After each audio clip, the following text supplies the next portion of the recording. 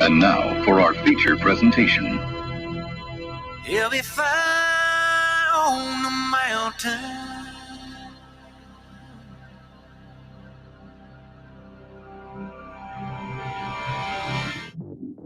JB and Darren on the JB and Goldwater Show. Line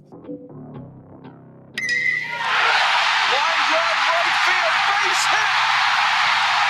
South Carolina wins the College World Series. Watson, touchdown. Hunter Renfrow. He got him, and it's all over. Coastal Carolina rules the roost. They win the championship. And South Carolina has won the national championship. The Senegal baseball team has done it again, but this time the Bulldogs beat one of the top teams in the country. They are giant killers. Get the ball to Bennett. He does. Gamecocks are in the Final Four.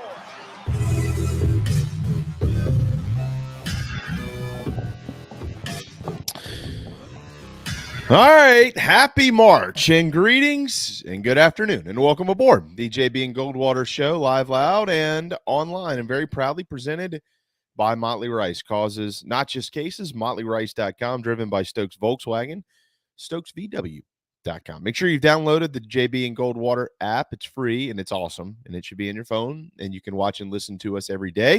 You can comment in the app. You can do so much and so much more very, very soon. Follow us on social media at JB and Goldwater, individually at Sports Media JB, and at Darren Goldwater. Collyn Taylor with Gamecock Central will pop in about a half hour. Carolina baseball is on the diamond tonight.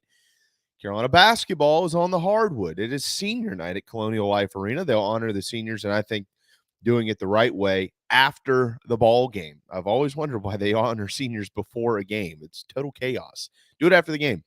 So they're going to do that tonight at Colonial Life Arena. Certainly looking forward to that. So a lot to talk to Collyn about there. Awaiting some injury news from Mark Kingston on James Hicks. All I'll say is it ain't good. So hopefully Carolina can get things figured out there from a pitching standpoint. We all know it's on deck this weekend. The best rivalry in the country, Clemson and South Carolina, will throw the first pitch on Friday evening at Founders Park. And then to Segra on Saturday and into the Upstate on Sunday at Doug Kingsmore Stadium. Keith Allsep will join us at 1:20 this afternoon, the host of the Locked On The Gamecocks podcast. The women's tournament in the SEC is set to go, so we're going to talk to him about that and obviously what the future of the men's side looks like in hoops with Missouri at Auburn and then on to Tampa, waiting in the wings for Frank Martin's men. So there's a lot on the agenda. We've got some NFL draft stuff to get to in just a little while as well. We'll talk about Art Briles, certainly. Men's, there are, I think, Darren, I think there's 3 men's basketball tournaments that begin today, if I'm correct in my assessment of that. It's 3 or 4, and then there's a couple more tomorrow. Yeah. Mm-hmm. So, I mean, basically, March Madness is beginning, essentially. Oh, yeah. If you want something fun to find on ESPN3 or ESPN Plus tonight, IUPUI is a terrible basketball team. They have 5 players to be in uniform tonight. 5. They don't have 5 scholarship players. They have 5 players available, and they're already awful. And they're playing Oakland tonight. So if you want a little bit of enjoyment outside of games you should actually be watching, that could be interesting to see what happens. 5 players available. Well, first of all, props to them for playing the game. Well, it's a tournament game. It's in the horizon. But still.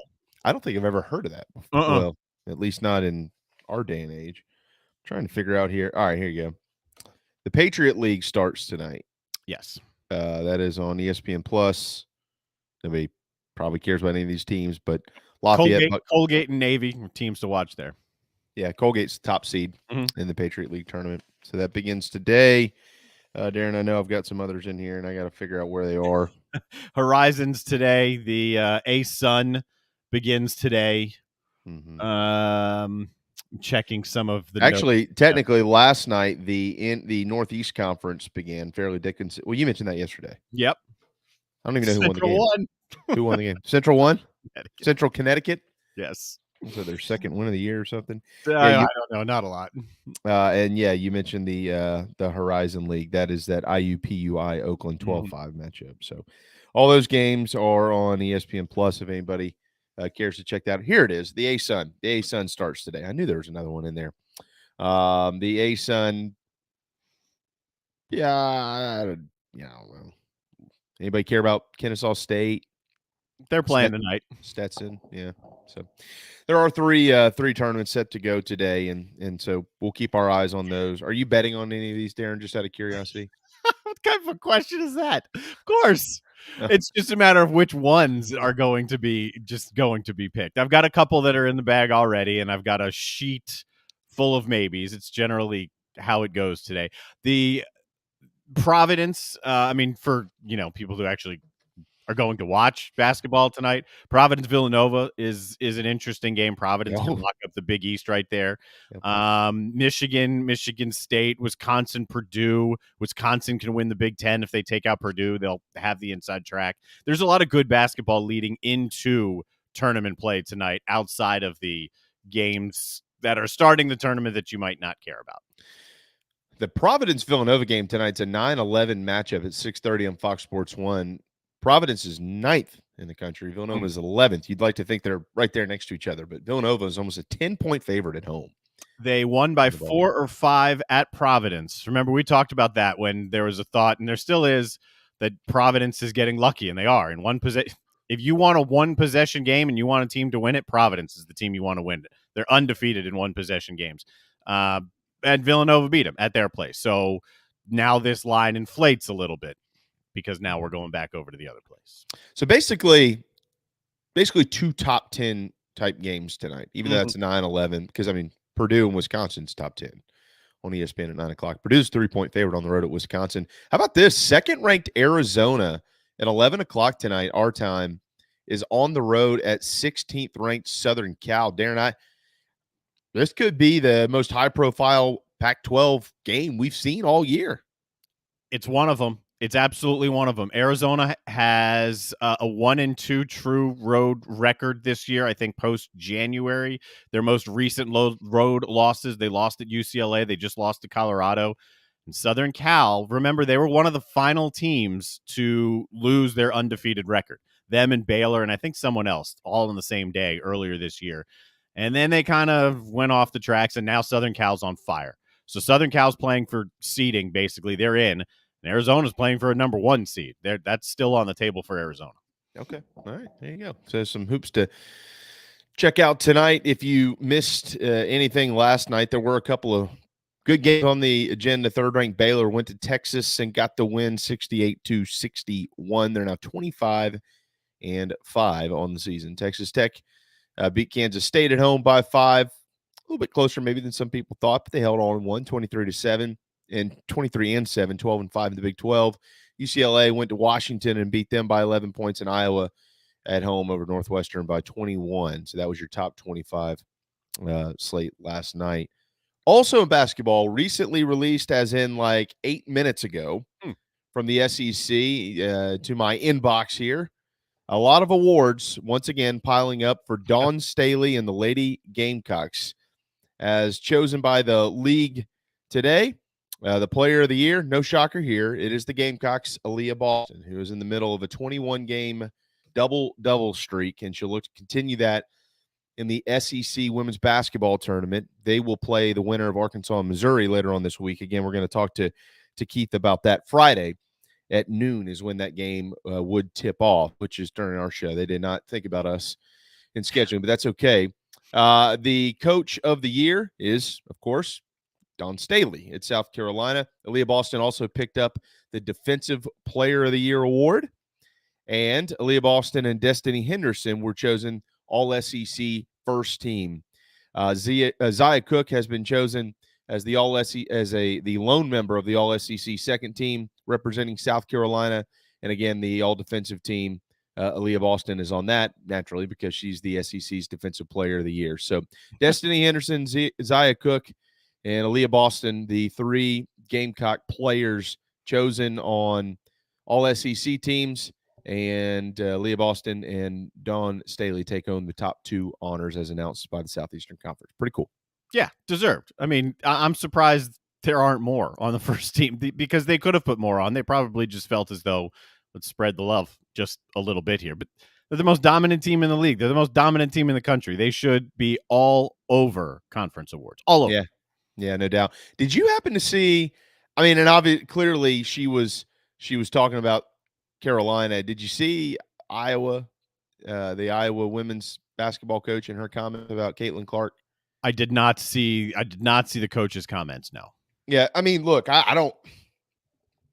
It doesn't really bother me. I mean, she is doing what she should do as the basketball coach. She should be defending her player. Oh yeah, and promoting her player. That's what you do for anybody that you've got that's up for a major award, like, I don't know, National Player of the Year. And basically what she said was, yeah, we've got a bunch of great girls on this team, but she's the one that everybody knows about. She's the All-American, and everybody knows she's getting the ball, and yet she still scores a bunch of points. And they don't have 10 All-Americans that surround her like other teams do. Well, there's only one other team that has 10 All-Americans on it, and that's South Carolina.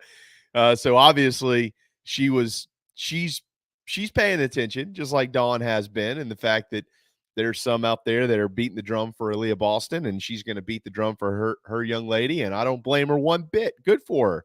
I think that's what you should do as a coach. With all that being said, it's Aaliyah Boston, everybody kind of keys on her too, and she continues to do what she does. And so we'll see what it looks like as far as the National Player of the Year goes. But South Carolina is not number 1 in the country without Aaliyah Boston. And if Dawn Staley, right, Dawn Staley will keep campaigning that way. And if things keep rolling the way they're rolling, that wouldn't shock me. But look, it depends on what fan base you're coming from here, and what style of player you want to win the award. They're 2 very different players, and they're both fabulous players. So are you an Iowa and Big Ten fan? Are you an SEC fan? Are you a Gamecocks fan? You like to play on the inside? You like someone who's throwing up points all over the place? I don't know. Either one of them can win. They're both good. Yeah. I mean, I might be a little bit biased. I think that I think Aaliyah Boston, you look at the teams that they've played this year. I mean, South Carolina's beaten more top 25, top 20, top 15, top 10 teams than everybody. And it's not like she's having bad games when they play the best teams in the country. Matter of fact, she's having some of her best games when she plays them. So, and Carolina's number 1, and I think she'll end up winning it. I like seeing the social media back and forth. I'm not going to engage in it, but I like seeing it. And they're both great players. So congratulations to both of them. No doubt about that. All right. To the Share Healthcare chat lines we go. Craig, what are the girls' odds to win it all? If you're asking initially, I haven't seen them. I know they're the favorites to win it all. I have not seen exactly what they are. What I will be interested to see is how they turn it up a notch here in the postseason, because it's going to happen. And that is that's what Dawn Staley has kind of built this program around, not just get through the regular season, but they obviously they're prepared for the postseason. They've done it every year for so long. So we'll see what it looks like, but we'll try to find those. Maybe you can find them, Darren. You got them? Yeah. South Carolina's the heavy favorite. They're 2-1 favorites. Are they? Yeah, okay, that's significant. UConn comes in a little bit behind them. They're at about 3.5 to 1. UConn, because Beckers is back. Then Stanford at 6 to 1. NC State, Maryland 10 and 12 to 1. Louisville, you're falling off. 2 to 1 favorite to win an NCAA tournament. I don't know what traditionally it is for women. That's insane. Those are heavy favorites. Well, I'm sure that UConn multiple times has been probably even the other side of that. Yeah, instead of 2 to, it's possible 5 to 7 odds or something ridiculous like we've seen in the guys or in the ladies past. Guys who could really challenge the ladies in the tourney. Stanford. I like Stanford. And not just them.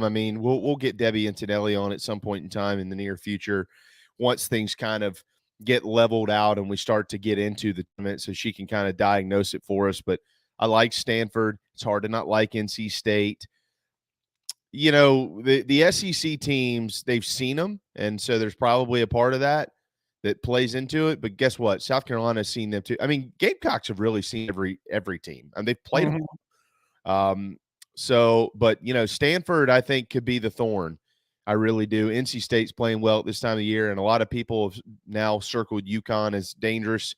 And with Paige Beckers, certainly, I don't think that you'll write them off. I don't know that I'm going to hop on the hype train just yet that everybody is hopping on. Beckers is back, and immediately much of the national media has insisted that UConn is going to just be UConn again. I don't think that that's the case. I don't think that they're worse with Beckers. I do think they're better, but I don't know that all of a sudden just makes them magical favorites to go win the whole thing and take down the best 2 or 3 teams in the country either. So we'll just have to kind of wait and see how it plays out. But if I had to pick one, I'm circling Stanford. I like Stanford.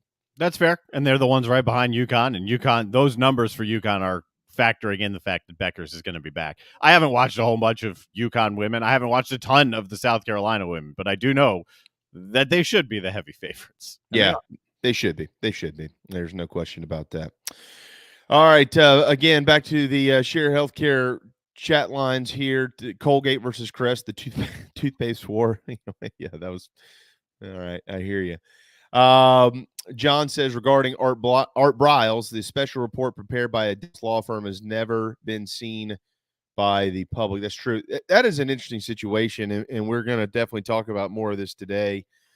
Art Briles has resigned on his own. Darren, has he really said why, or just his words were, "I don't want to be a distraction to the program." They never should have hired him in the first place. It's a complete and total disaster.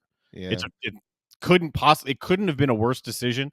It was destroyed when it happened, and rightfully so. And now they have even more egg on their face. Hugh Jackson came out and defended it in between. It couldn't possibly have gone worse for Grambling, and deservedly so. Yeah, I mean, look, we all know what happened at Baylor, so there's no need to even discuss. We know what happened, and he hasn't been a coach at the collegiate level for 6 years. He has been coaching high school football recently. So I am not going to, me personally now, I'm not going to discuss his character because I don't know if he has or hasn't changed anything about him. I don't know. I don't know him. We know what happened. Okay. And we know what happened on his watch. And there's a lot of information out there that supports how bad it was. Yep. So, Hugh Jackson obviously knew when he hired him.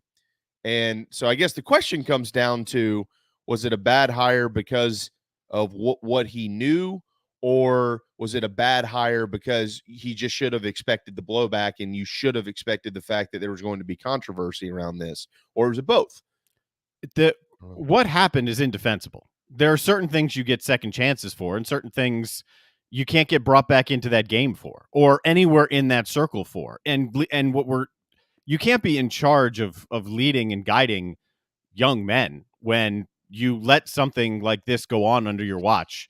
And there's still a lawsuit out about that. There is still one pending about that. The same situation played out in the CFL. Forget which team hired him or tried to hire him and went public with it. And then bam, there was this massive blowback, and that didn't work out. Hugh Jackson's defense of this was laughable. And I think that sped up this distraction idea from Art Briles because it picked up the steam against what was actually happening. And when you have guys like Doug Williams coming out basically saying he's ashamed of Grambling, and many, many, many, many others. I mean, when I saw this, my eyes popped out of my head. And when I saw he walked away last night, I laughed out loud. Of course, because this was never going to work. What he did was indefensible. Being on top of that chain of events is indefensible. Never really apologizing for it. Indefensible. Briles has no place in the game. Yeah. It doesn't look like he's going to have much in the future. It's what it seems to me, at least. I mean, this was obviously something that they were willing to try, and let's see what happens. Because if they were willing to work through it and stand by the decision to hire him, and he stand by the decision to step back into college coaching, then he wouldn't have stepped down. He would have said, y'all can say whatever you want to, but I'm not doing it, and here's why. So obviously this was let's try it and see what happens. And it didn't work. Which it's dumb. I don't know anything beyond dumb. Offensive, stupid. That could fall into this as well. Grambling couldn't look worse. You thought they looked at an all-time low when they hired him. And now the whole fallout of this, the way it plays out, couldn't look worse. It's a disaster. What was the reasoning for hiring him? Was it just, well, he's a great coach? And yeah, he's a hell of a coach. Everyone deserves second chance. Yeah. I think there's a history between Jackson and Briles. I think there is a history there. So friends. But Hugh Jackson is second year coach down there. Second. And yeah, one of the two. Yeah. And he's giving his buddy a shot who had great success, right? He's a great coach. We know he's a good coach. Right. Doesn't matter. Yeah. Well, it didn't work. And so this is going to back him out of the game again. And again, I don't know that if you're Art Briles, why? What do you've made all your money. You don't need it. You don't need football. You obviously have a lawsuit ongoing. Mm-hmm.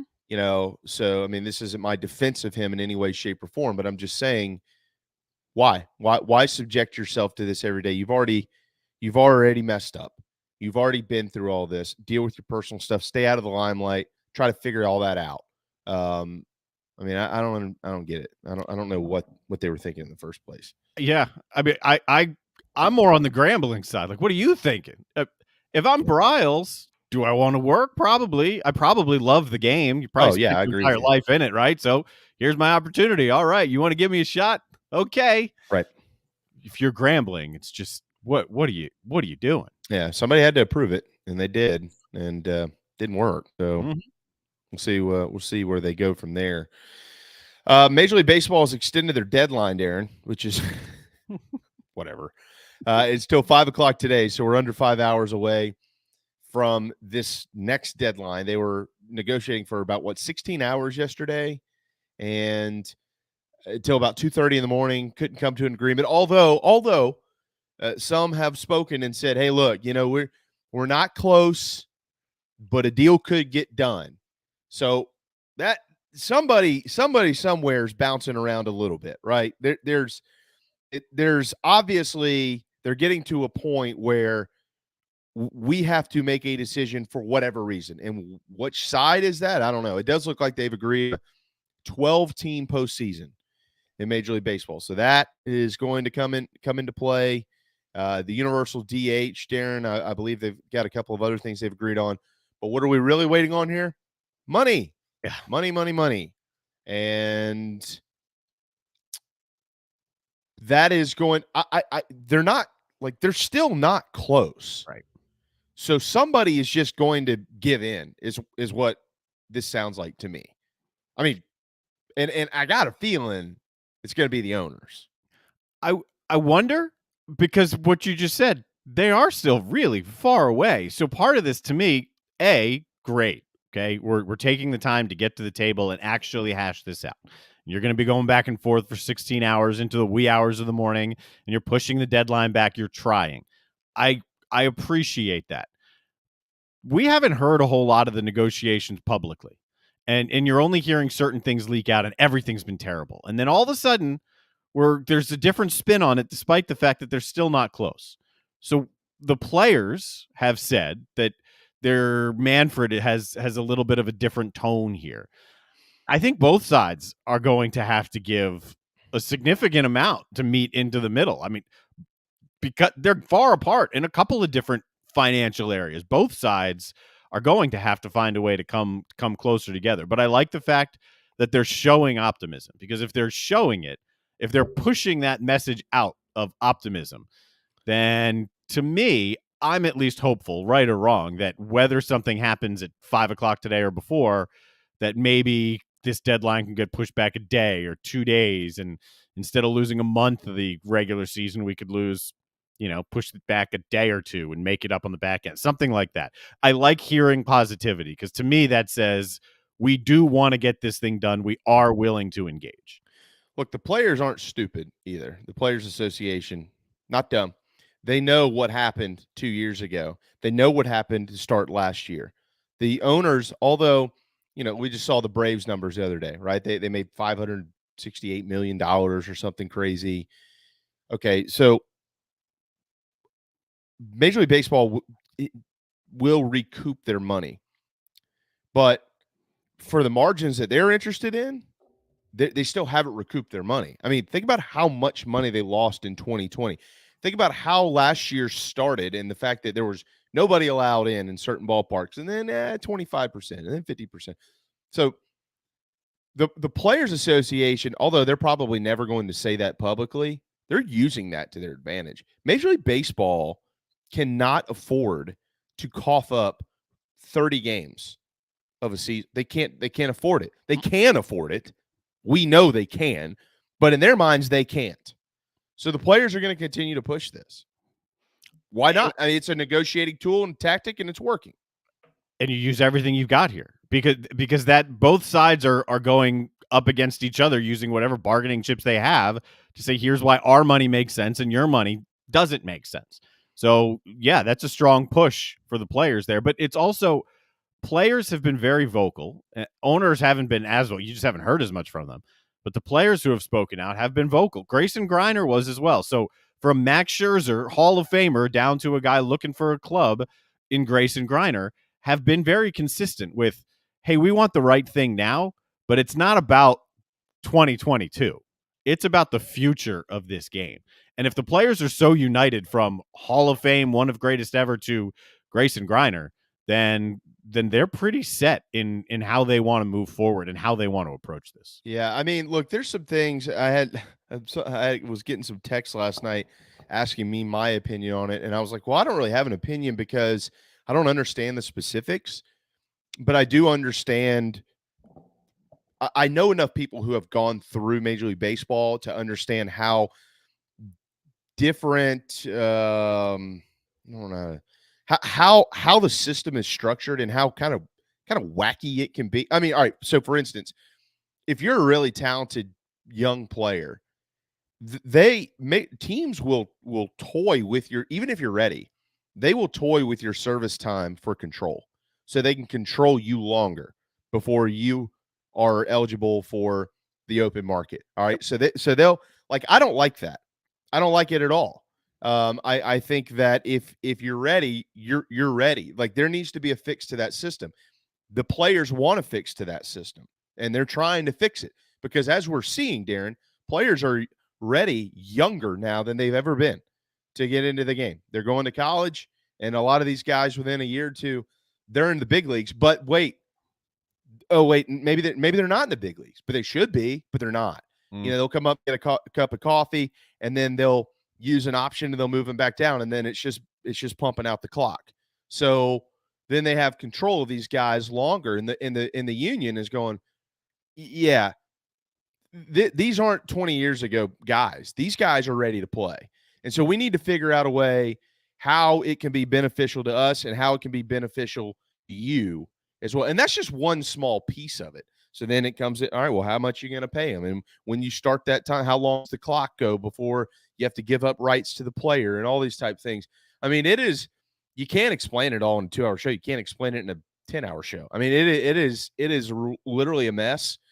But at some point in time, somebody's going to become exhausted with this, and they're going to say, fine, this is what we're going to do. That's it. Let's go play baseball. I feel like that's how negotiations tend to end at some point, regardless, right? At some point, someone says, okay, I'll take that deal. Yeah. And whether they stand up and shake hands and everyone's thrilled, probably not, right? The majority probably don't end that way. The majority probably end with one side conceding a little bit more and saying, fine, let's go. And so who bends? But I agree with you. There's so much in this, and it's so involved that it's hard to follow everything down to the specifics of it all. I love the game. I passionately love the game. I want them back on the field, and I want what's best for the game. And I trust them however naive of me it is, I trust them eventually to figure out what is best for the game moving forward and get back on the field sooner than later. Yeah, it's an issue by issue type of conversation. Like, there's not a one side is right or one side is wrong. There are issues where the owners absolutely are right, and there's issues absolutely where the players have the cards, and they're going to have to find a way to meet in the middle, which they won't. So somebody's going to get more of what they want. It's coming. That's the way it's going to unfold. Somebody's going to give a lot more than they want to get, but the owners, for the margins that they're looking for, they got to get on the field. They got to get the players on the field because they just went through a pandemic where nobody could walk through the gates, and they lost 100 games of a season just a year and a half ago. They got to get the guys on the field. All right, it's 12:30 on March 1st. Happy March. Happy warm-up season as well. It's going to be happy birthday to Ryan, Nelson, Heather, Goldwater as well. Oh. Just depends on the day, but happy birthday to my lovely wife. Happy birthday to your lovely wife. She absolutely deserves something special, and so I hope at 2 o'clock today you start to pamper her all the way through bedtime. That's happy birthday if she's watching. She's the best. She's the best. All right, timeout. When we return, one of the best joins us, Collyn Taylor with Gamecock Central, right here on the JB and Goldwater Show. This is Mike Mazzell for Stokes Volkswagen on Ashley Phosphate Road. You know what happens when you sell record numbers of new vehicles? That's right, we take in record numbers of local trades. Despite what the news is saying, quality pre-owned vehicles really aren't that hard to find. You just need to know where to look. Stokes Volkswagen on Ashley Phosphate and on the web at stokesvw.com. We've got over 1,200 pre-owned cars, trucks, SUVs, and all at a fraction of the price when new. Every vehicle has been inspected and reconditioned, many with the balance of factory warranty. Best of all, at Stokes Volkswagen, you don't need perfect credit to get approved for a quality pre-owned vehicle. And we'll take any trade in any condition, even if you owe thousands more than it's worth. Don't forget, we'll buy your car even if you don't buy a car from us. You're going to love our pre-owned selection, I guarantee it. So come see us today at Stokes Volkswagen on Ashley Phosphate or stokesvw.com. Peace and love at Stokes VW. Negative trade equity financed a new loan, subject to lender approval. People don't like to get stuck in traffic, stuck in the mud, stuck at work. And two others you probably don't think much about: stuck with a big medical bill or stuck with a healthcare program that doesn't fit who you are. Experience true medical freedom with Share Healthcare. More affordable, more options, user-friendly, and biblically sound. You can join right now. Explore a new way to show you care with Share Healthcare. Join us today at sharehealthcare.com. sharehealthcare.com. Wando Power Equipment, the trusted home of Hustler zero-turn residential and commercial mowers. There is nobody more trusted in South Carolina than our friends from Wando Power Equipment. They've been providing elite commercial and residential service for over 30 years. Landscape Services have turned to their selection of Hustler zero-turn mowers like the Raptor. Bigger, stronger, faster, and the most durable Raptor Hustler has ever designed. Located on Daniel Island and online at wandopower.com. Wando Power Equipment, owned by the Price family, the home of Hustler zero-turn mowers, rentals, service, and specializing in family and friendship. You hear me talk about Dog and Duck all the time, and there's no other place I'm going to watch my college and NFL than the Dog and Duck. They have 3 locations: Bell Hall, Park West, and Clements Ferry Road. They have specials all football season long, like $12 pitchers of their own D2 brew, $5 pints of Sierra Nevada, weekly pick'em sheets with prizes, and the best wings in town, bar none. For all your football, college, and NFL, the Dog and Duck, Clements Ferry Road, Bell Hall, and Park West. Motley Rice LLC is a law firm with international reach, but it hasn't lost its Carolina roots. The Motley Rice team fights every day for people harmed by products including asbestos and talc exposure, medical drugs and devices, and also catastrophic injuries and auto recalls, including dangerous Takata airbags. Motley Rice is headquartered in Mount Pleasant at 28 Bridgeside Boulevard. Visit motleyrice.com. Thank you, Motley Rice, for supporting the JB and Goldwater Show and the Big Gamecock Preview Show. Okay, what's going on today, huh? Anything to talk about? All right, greetings and a good Monday afternoon. Greetings and a good Tuesday afternoon. Greetings and a good Wednesday afternoon, and welcome aboard. All right, greetings and a good Thursday afternoon. Greetings and a good Friday afternoon, and welcome aboard. 12:35, March 1st. Let the madness begin, as they say. Welcome back to JB and Goldwater's show, presented by Motley Rice. To Columbia we go. Collyn Taylor with Gamecock Central. It is that time of the year. Let's see. We got spring practice coming up. We got baseball going on. We got men's basketball. We've got women's basketball. They're all going to intertwine, and this young man will not get any sleep. Hey, bud.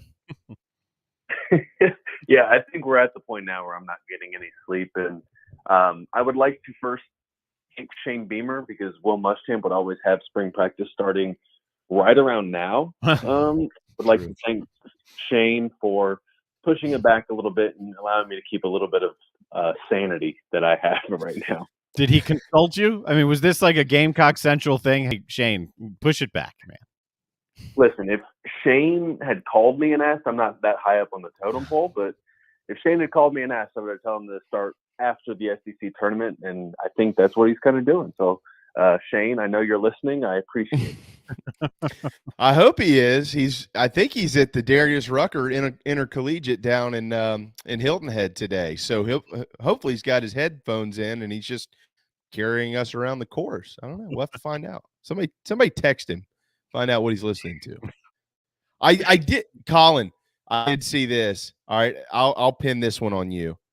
So if you get blacklisted, it's probably my fault for putting you up to it, and I'm sorry, but it was worth the ask.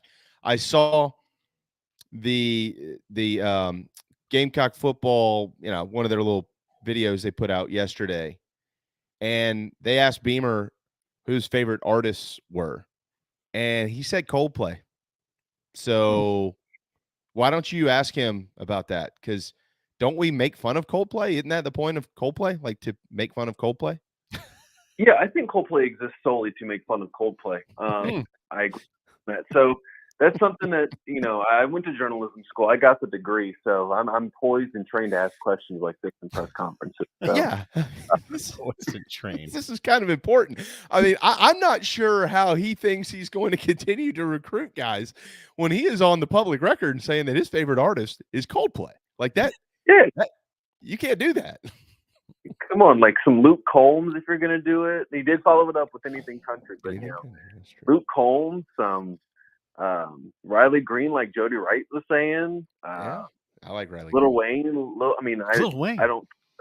Like all these the artists. Lil Wayne might date myself a little bit, but all the artists the 16 to 17 to 18-year-old kids are listening to, and I bet if you pulled 100 of them, I don't think any would probably say Coldplay is their favorite musician at this point.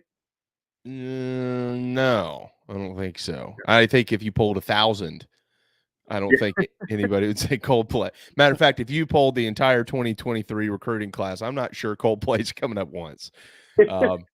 I mean, nationally now, like all 10,000 players. You wouldn't even get tipped. I don't think Coldplay would end up on a Tipton's edit if you were doing any top 5. No, dude, it's not happening. And Shane's really screwed up too, because when he first got hired, somebody asked him who his favorite artist was, and he said, it's Darius Rucker. And then yesterday he drops Coldplay. So if I'm Darius, I'm kicking him off the course today in Hilton Head. I'm like, get the hell out of here, you liar! You lied. 1 year goes by and you lie. It's amazing. Yeah. So all right, well. You figure that out when they have the spring practice conference coming up here in a couple of weeks. Make sure that that's the first question. You need to get in front of Cloninger. Don't let him ask the first question. Get this thing out of the way so we can get this figured out and move on. Okay. Yeah. All right. I'll box him out for the microphone there. Yeah, DC, step back. We got something to get to.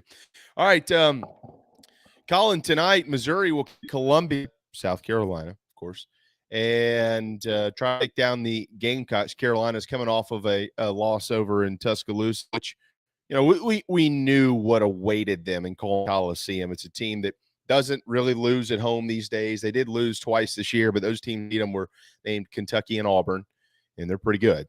And, they were able to hit 13 threes in the game. Collyn, I don't know that what we saw is representative of who South Carolina has become late in the season. I just think it was the type of buzzsaw evening in T-Town where it was going to have to really go all wrong for Alabama, and it was going to really have to go all right for the Gamecocks, and it did not. So here they are at 17-11, and they're trying to get their 9th win of the year in the league tonight. If they do, it will guarantee them at least a 500 record in SEC play. So evaluate this team now. They won 4. Now they've lost against Alabama. We'll talk about the future and what could happen, but just where they stand today coming off of the loss. Yeah, they're fighting to stay relevant's not the right word, but they're fighting to make a postseason.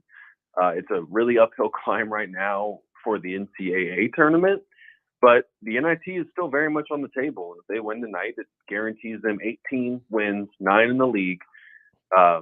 You'll probably have still a top 50 strength of record. So this is a big game for South Carolina. I mean, every game right now is big for South Carolina, but they need to get 500 in the SEC in the regular season. Just sounds better than 8 wins or 10, 8 and 10 instead, 9 and 9. There's a big difference there. So getting to 500, letting these seniors go out at home on the right foot would be huge, and getting a win. Any wins at this point for South Carolina and Frank Martin are good wins. Yep. Oh, there's no question about that. And the league is good. This, by the way, would be Coach Martin's 5th season of 500 or better in SEC play, and that would be that's the best all time. It's never happened. Of course, they've only been in the SEC, for 30 years now, since 1992, Collyn. But they would be 500 after starting the way that they started in a league that is as strong as many think it's ever been. Mike Morgan said last week the top of the league is the best he's ever seen it. And you know how long Mike Morgan's been around SEC basketball, over 20 years. So, I mean, even if they don't make the tournament and they finish at 500 or better in the AC, what does that tell you about this team? All these newcomers having to kind of figure things out from time to time, but yet they found a way to win 9. Yeah, I mean, it speaks to the coaching job first and foremost that Frank and his staff did. You saw it wasn't like cut and dry. We know what we had coming into the year, and this is what we're going to be, kind of like it was, during that 2016-17 year. This was figuring it out, and you saw them tinker in games. And I think it says a lot about the coaching staff. I think it says a lot about the veteran leadership. I think Eric Stevenson and James Reese get a lot of credit, but not to the point that they deserve of, being leaders and vocal leaders on this team, and the talent they brought in. It's still like you said, iffy on if they're going to make a postseason, but to go from where you were last year, 6 wins, 4-12 in the league, to where you sit right now, guaranteed 17, guaranteed to double your win total in the league, regardless of what happens over these next 2 games, says a lot about the players and the coaches and kind of the formula Frank's built here for the last decade. Yeah, I mean, we're on a slippery slope here, as you know, Collyn, because people want to see South Carolina back in the postseason, and they want to see them clearly in the big dance. We all want to see that. But the reality of getting to the big dance right now is not much. I mean, they're going to have to win tonight. They'd have to go beat Auburn, and then more than likely they probably have to make their way all to the SEC championship game to maybe get in there. If they win tonight and don't beat Auburn, they're going to have to win the SEC championship down in Tampa, and that is unlikely, very unlikely at this point in time. But he has guaranteed a winning record. And again, I get it. Expectations should be higher than that. They should be higher than that in any sport, always. If you're a fan of sports, you shouldn't just hope that you win more than you lose, period.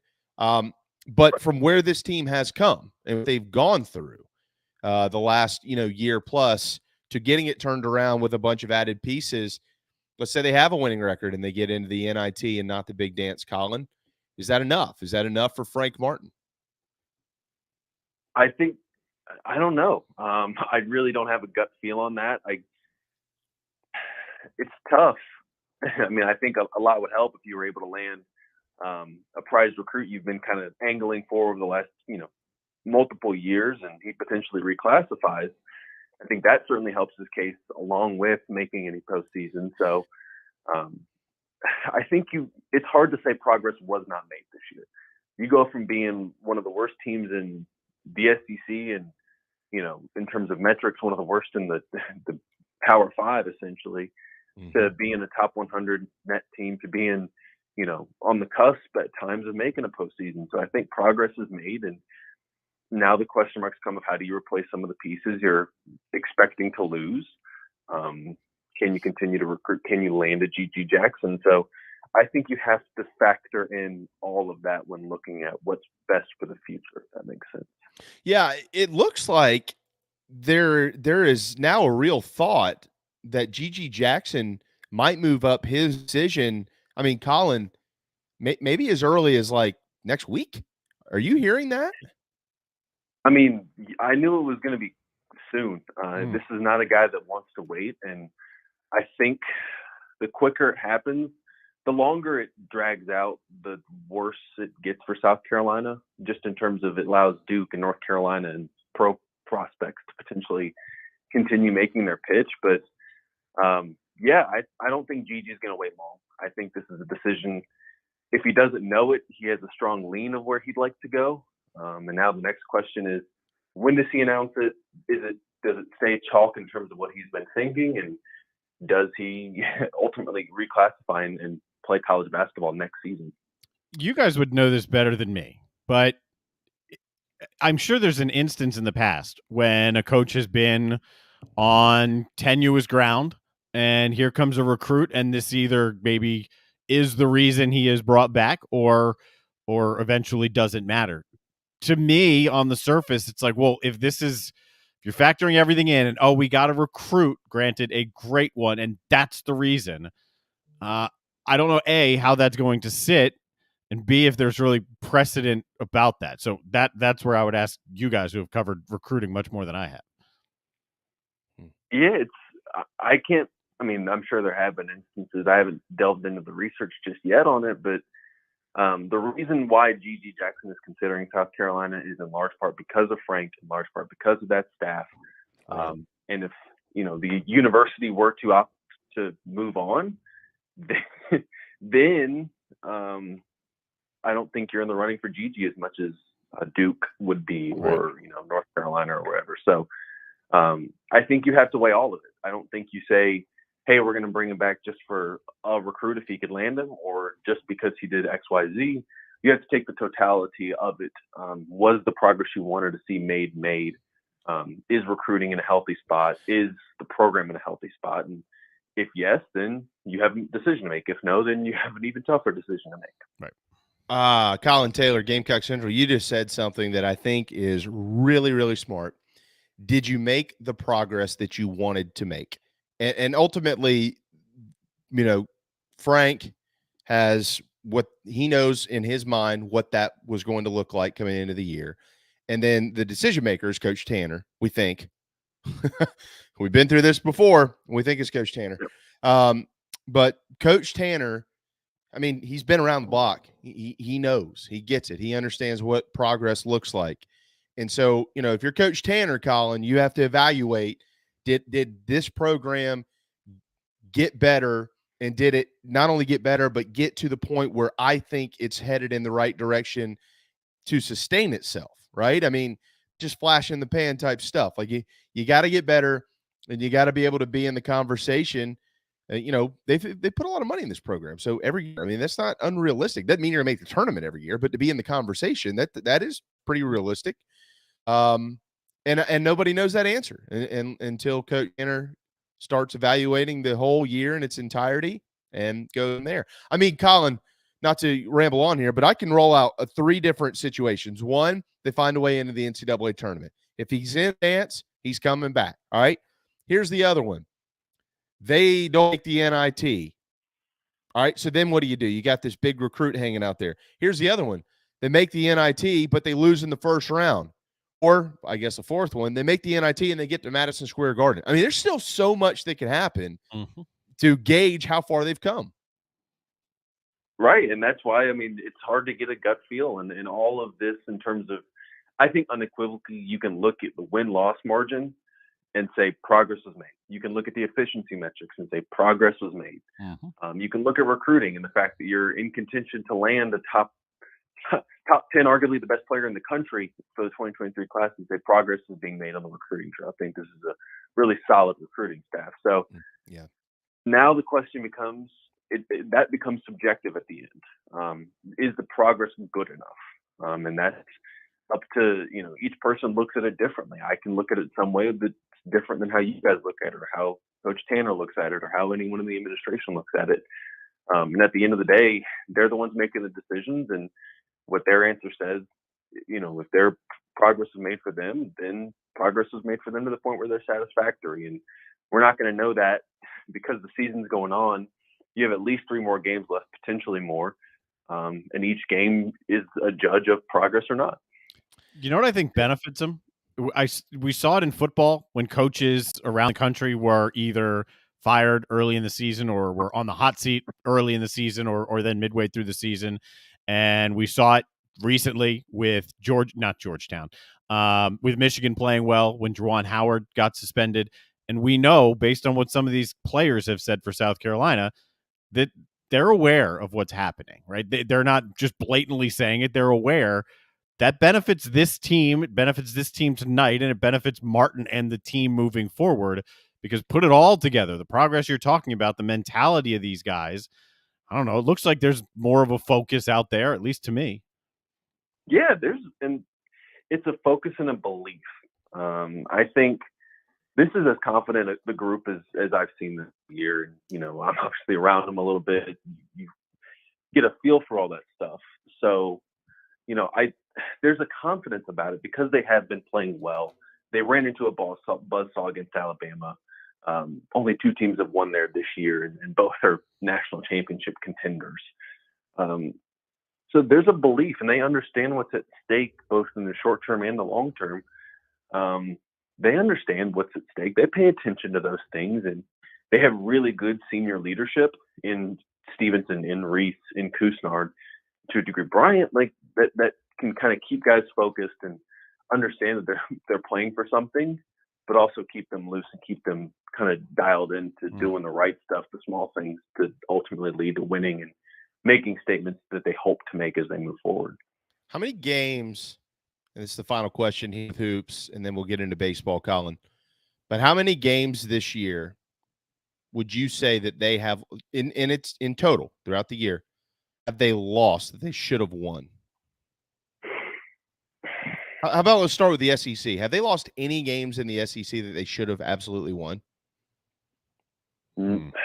Absolutely no. You can make a case for Florida at home, given what Florida is this year. You can make a case after the fact now at Arkansas, even though that's an incredibly tough place to win, and maybe at Mississippi State. But other than that, are those absolutes? No. Yeah.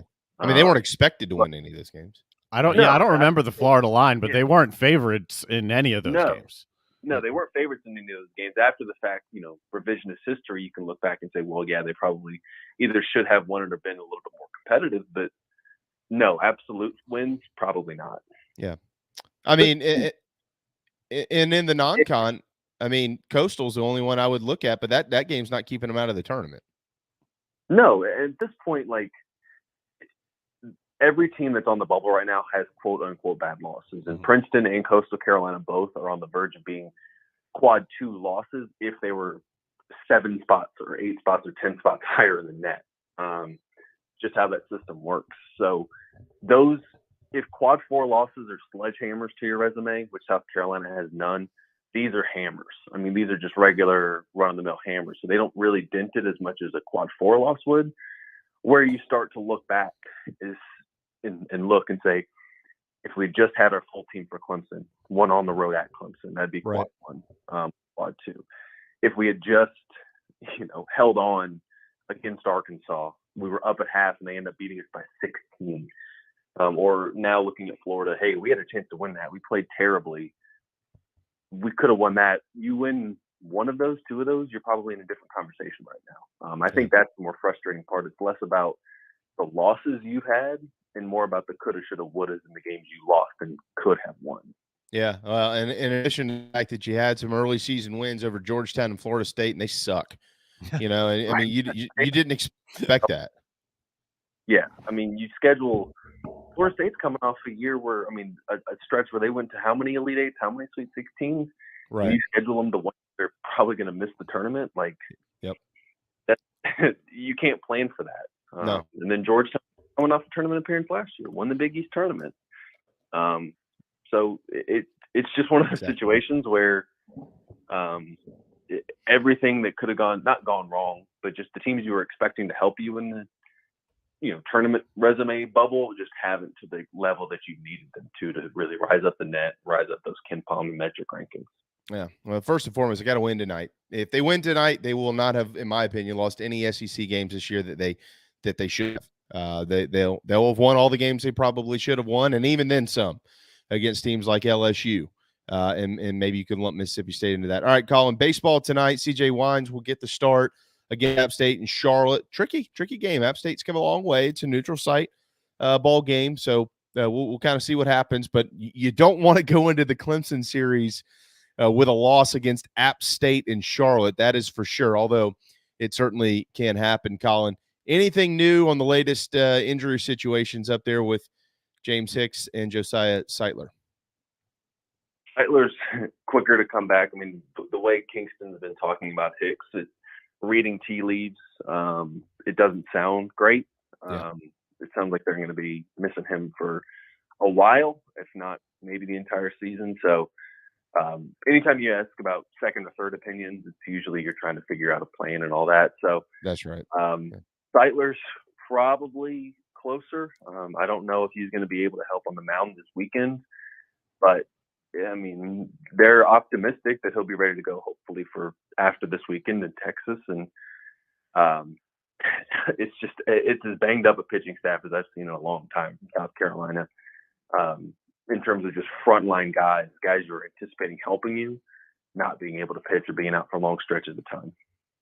How about Bosnick? Still, I mean, TBD. Kingston will talk this week and we'll get a clear, concrete picture, but he still got to get his arm in shape. It's not fair to him to have all this time off and then say, okay, well, ramp it up quickly. You got to go play Clemson and Texas and Tennessee and Vanderbilt and Missouri back to back. So I don't necessarily anticipate him personally starting this weekend. Maybe a stretch for Texas, but hopefully you get him back, if not right at the start of league play, but soon after if he's healthy and ready enough to go. Yeah, I mean, they got to have him. If they want to do anything, they got to have him. Yeah. If they want to make any type of run this year, you cannot go without one of your front end guys in Julian Bosnick. And quite frankly, Sanders and Bosnick are going to be, I mean, they're going to be about as good of a 1-2 punch as you're going to find in the league this year once they're both out there kind of doing their thing. But you mentioned it, Clemson, Texas, at Tennessee, Vanderbilt. Yeah, there isn't a team in the country that can give me 4 tougher straight series than that. Nobody's got that in front of them except South Carolina. How confident are they? Where are they internally? They've got some new pieces, seemingly, okay. Wingo says they need to get hit by more pitches, which I just laugh at because he got hit by 1,000 when he was at South Carolina. But in the headspace, where are they? I think it's a confident offense. I think that this is an offense that feels like it can go out there and put together good at-bats against good pitching. You've seen that at times. They probably need to be better from a situational perspective to start the year comparatively, but it's a confident offense, has some pieces. Pitching staff-wise, they're probably hurt right now. Having so many guys go down, you can easily get defeated, but at this point, it's just, I mean, I think the pitching staff's approaching this with next man up. Kingston said it after the doubleheader Saturday that guys just need to grow up. And that's not in a bad way, but, you were 18, 19 years old as a freshman, expected to pitch, relief innings, and now you might have to start, or you were expected to be kind of the third or fourth option out of the bullpen. Now you got to be first or second. So I think that's kind of the message in the bullpen and from a pitching staff perspective. But I think it's a confident offense that knows it's going to get better as guys begin to gel and they really get things going, hopefully. Hey, Clemson's good, Collyn. What are you most intrigued about in this series starting Friday? The pitching staff. I mean, that offense, Clemson or South Carolina's pitching staff. That offense has put up some runs. They have some veteran bats in that lineup, and that Caden Grice guy's pretty doggone good. Yeah. So this is staff that is really going to have to, find a way to get out and pitch to contact. And South Carolina's defense has been really good this year. It's vastly more athletic, much faster than it was last year. The defense is going to have to make some plays because you can't let that offense get on a roll. And, this is still a South Carolina offense trying to find its footing. I think it will, but you can't afford to go down 4 or 5-1 early and then try to find a way to scrap back like you did against UNCG that last day. And you can't afford slow starts against an offense like this. Yeah, I'd say that. I would also say that Clemson is probably not looking forward to seeing Andrew Eicher again, as he sank their ship twice last year. And quite frankly, probably going to need him to help do it again this year if the Gamecocks want to pull off a series win against, like I said, they're good. Clemson's good. So it's going to be a lot of fun this weekend, Collyn. All right, we miss anything? We got the Coldplay stuff in. You got to get the weekly should Frank stay or go conversation in. That's what everybody always wants to hear. What else? We miss anything? Oof, no mention of dinosaur nuggets today, which I'm proud of you guys. Yeah. Well, I did just see Coach Fink sent out an email. I know you just got it.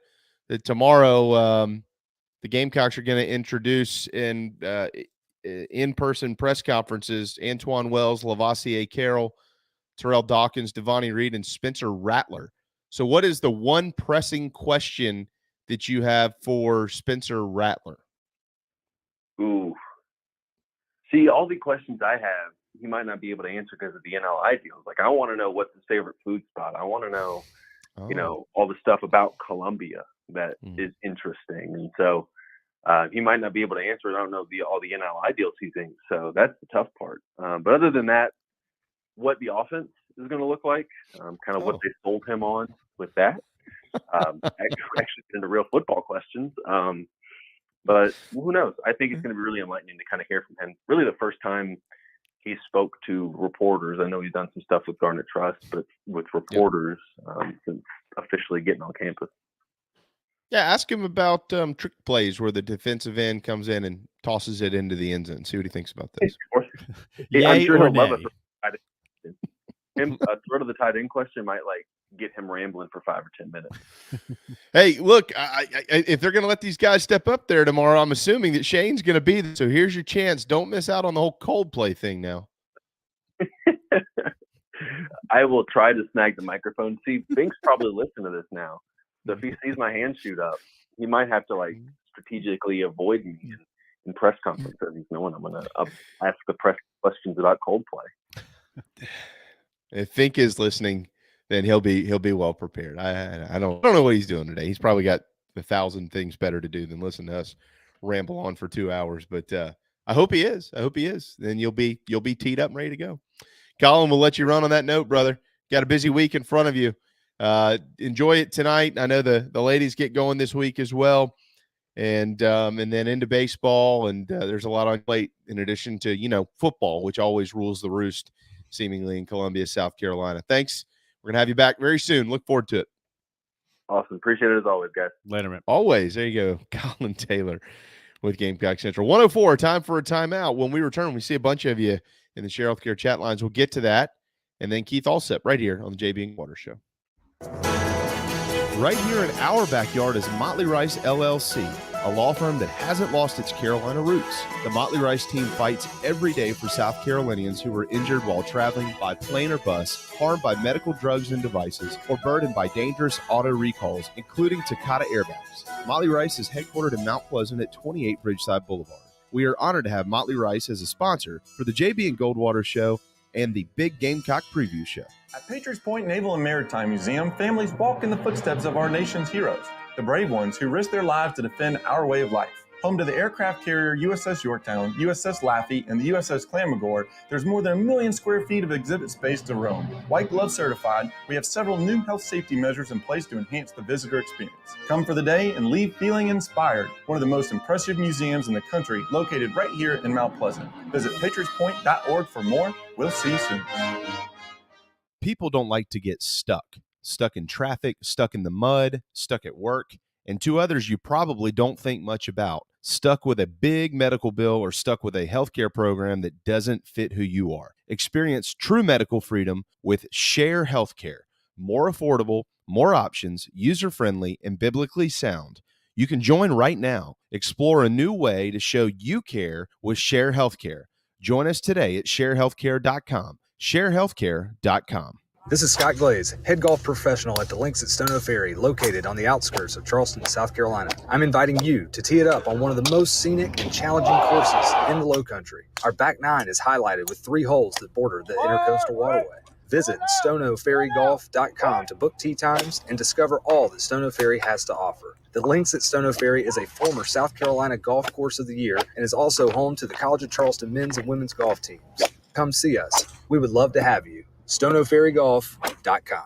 Family vacations, a new car, a new boat, all cost money, but you don't necessarily have to make more to afford any of that if you can save cash that's flying out the window now. iHelp Consulting can help you finally get the kids to Disney World, upgrade the minivan, or drop that new boat in the water next summer. Let Daniel and iHelp Consulting consult with you. No fees, just savings. You pay them a percentage of those savings. Save on essential services, credit card fees, you name it. Let them find it. These folks are incredible. iHelpConsulting.com. How can I help you? Hi, I'm Chris Half, Public Information Officer at the Patriots Point Naval and Maritime Museum. We're home of the mighty USS Yorktown, USS Laffey, Clamagore, and Vietnam experience. And we're a proud partner of the JB and Goldwater Show. We invite you and your family to come see us and enjoy a day on Charleston Harbor. Visit patriotspoint.org for more information. And now, it is my honor to present the National Anthem.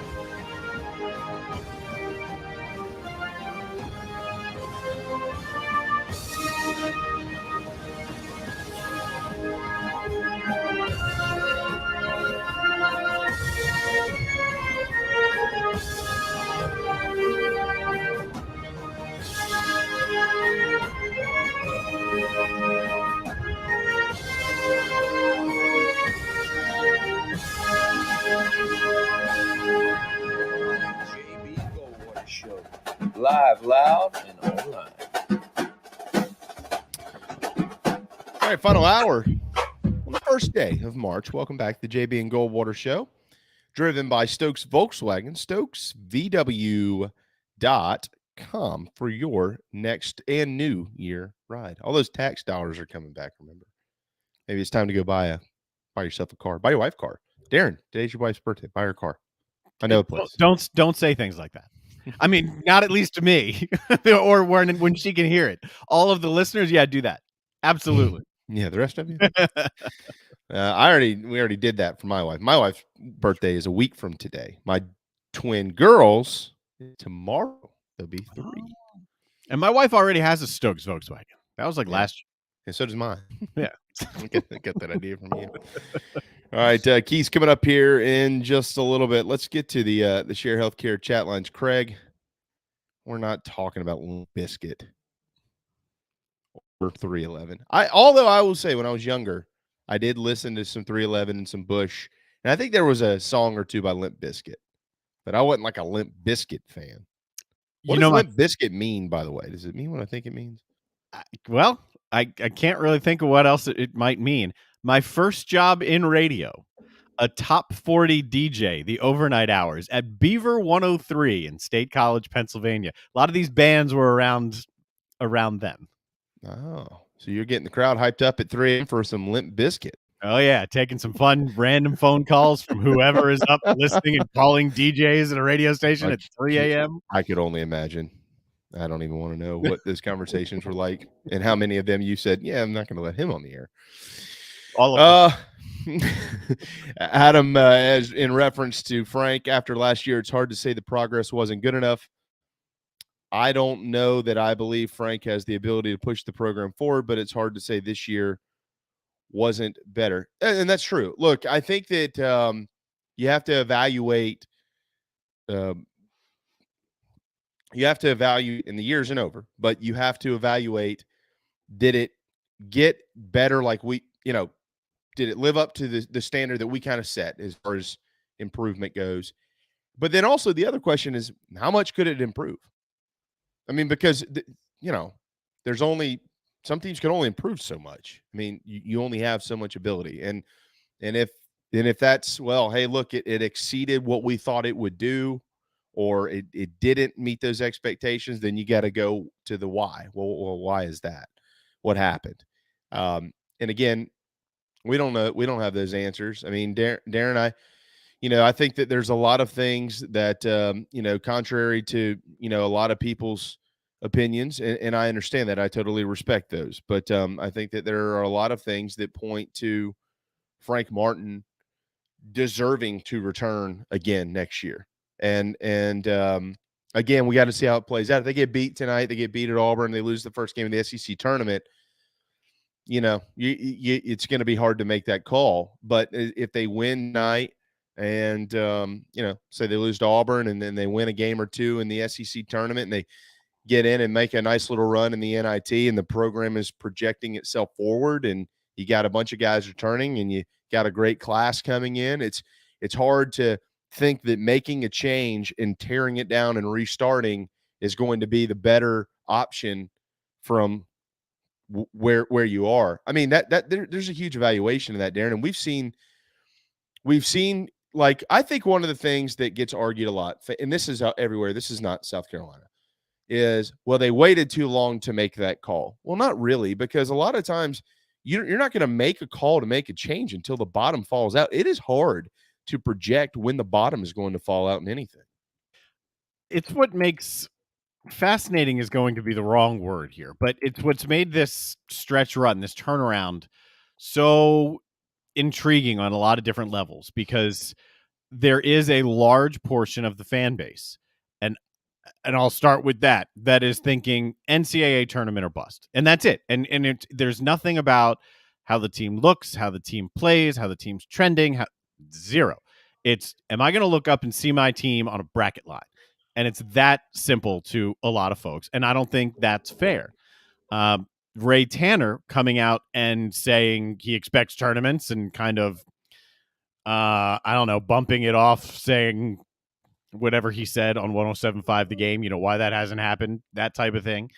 I don't know where Ray Tanner stands on it. I would think, as an athletic director and an athletic administrator, there's more to it than a simple bottom line. Did you get in the tournament or not? Because like you just said, how much can you realistically expect from a team that bottomed out last year? And there are plenty of reasons for it. Right. What's the improvement you can logically expect? Because if this team would be sitting here right now with 2 games left in the regular season and already a shoo-in for the NCAA tournament, this team would be talked about on a national level as one of the best turnarounds in the country. So what's reality there? Is the expectation realistic in, hey, we should have been one of the best turnarounds in the country this year? Or is expectation and reality closer to something like this? Something like the ups and downs of a season, and then as you've kind of worked your way through, you're playing better at the end. That's why the totality of this all matters, what we've been saying for weeks, and why the end of the season still matters. How is this team playing? How are they going to respond tonight? How are they going to look at Auburn and in the SEC tournament, and if they get beyond that? How are they playing? How are they gelling? What's the leadership? There are a lot of questions that can be answered one way or the other with however many games are left. You know what's crazy to think about? And I don't know if anybody will join me in thinking this or not. Totally understand if somebody disagrees. Totally get it. Absolutely.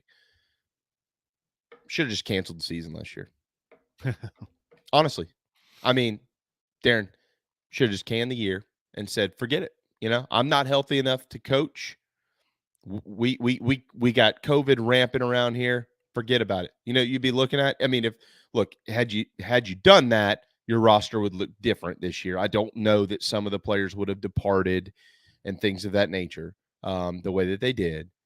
But I mean, honestly, this would be your fourth year removed from the Final Four, and you would have gone 17, 16, 16, 16, 18, 13, 17, and 11, and continued to show improvement to get back into the tournament. And if you missed it and you got into the NIT, guess what? You've shown improvement again, and Frank Martin is not on the hot seat. That 6-14 COVID year has put everybody, behind their own eight ball and how they think about the future of the program under Coach Martin.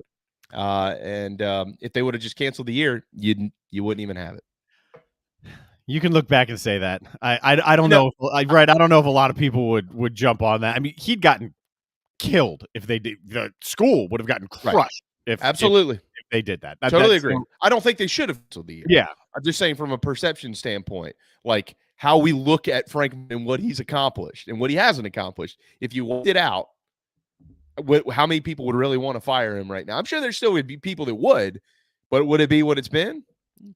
You can throw that near miss job, basic, whatever you want to call it, when you missed the tournament, a year or 2 years before that, when you absolutely should have been in. Yeah. It's the same conversation. It's just on the opposite end, because the people who are saying hasn't been to the tournament, to them, those 2 years, this is part of the irony of the situation. Those 2 years are identical to them. They're identical. A 20 whatever win season when you should have been in and you got jobbed and didn't get in, and last year. They're identical because you didn't get in, period. Right. The end. That's why it's not fair to just say NCAA tournament.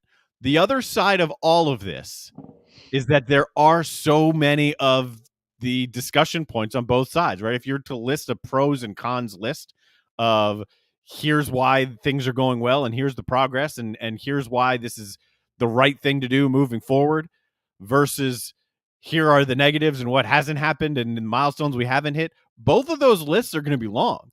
So at the end of the day, this comes down to what have you done for me lately? How are you going to finish? And then who's making the decision? And it's going to me, it's a tight decision because I think both of those lists are long and it depends on what side of the fence you want to walk as to which side you want to defend and argue for. Yeah, I continue to kind of come back to let's talk about the man, the coach himself, and is he the right guy to coach your basketball program in the era that we're in? Because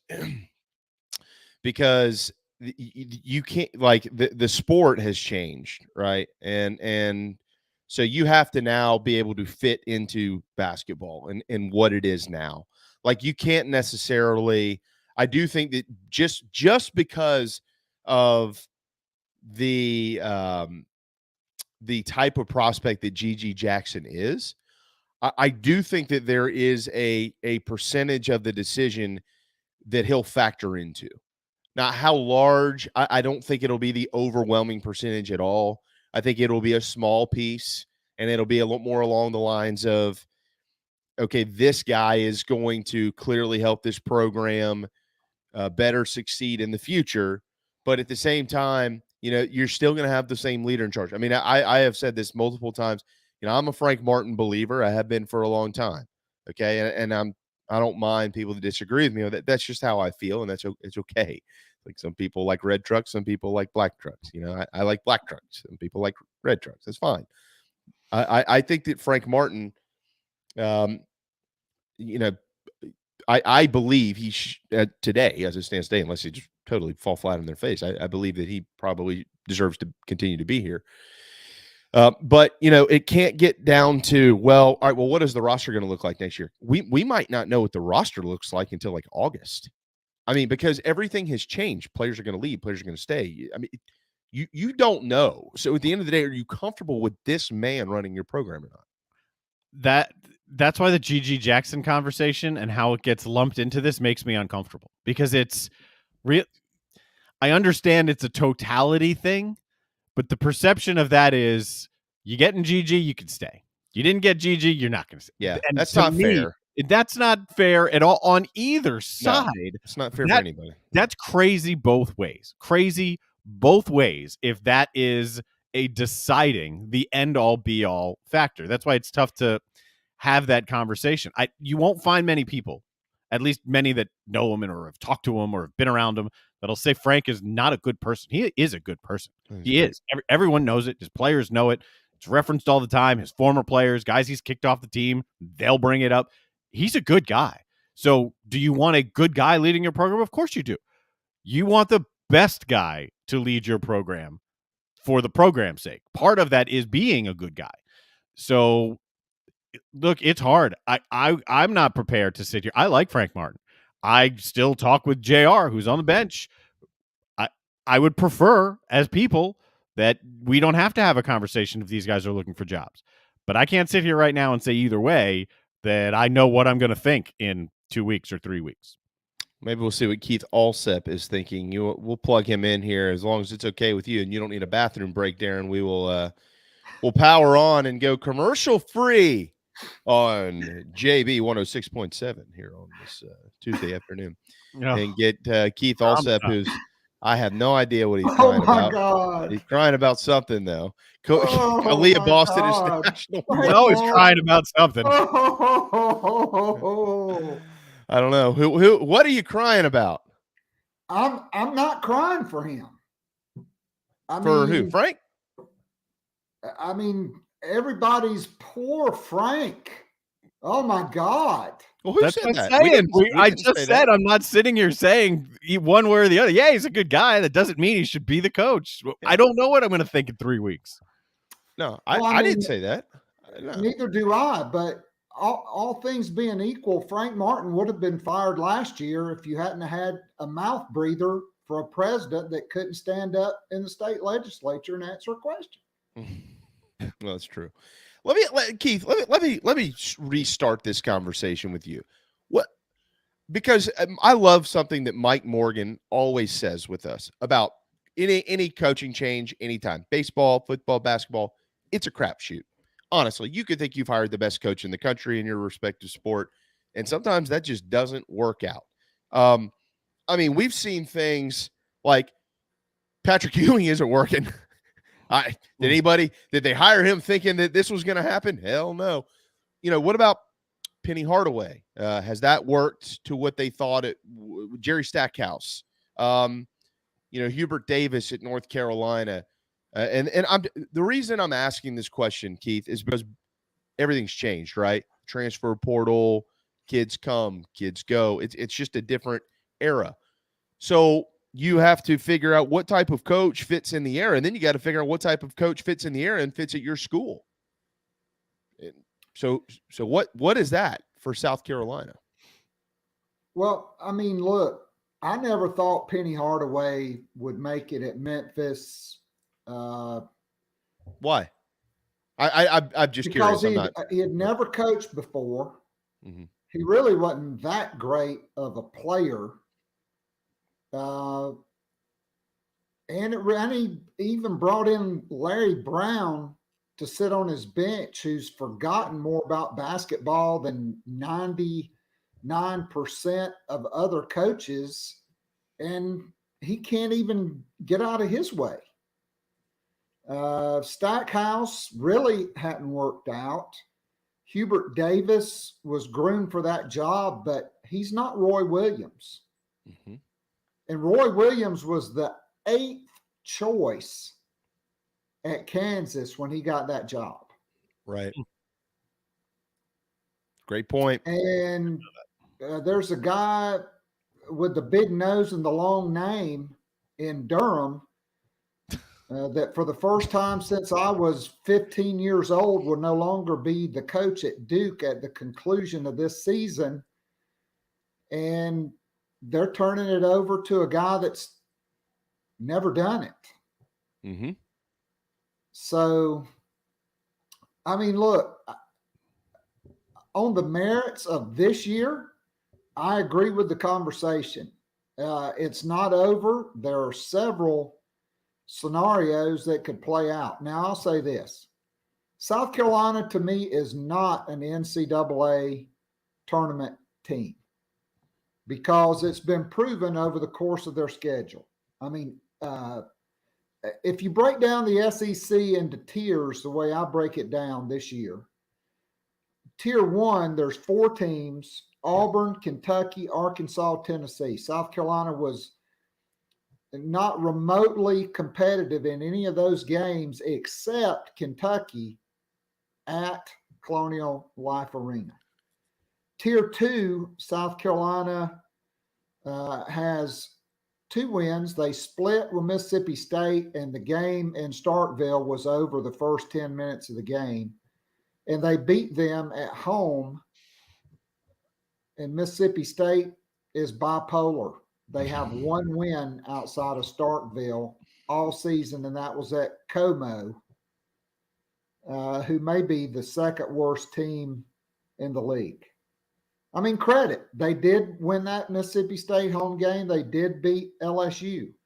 They did beat the Tier 3 teams, which are the bottom dwellers in the SEC this year.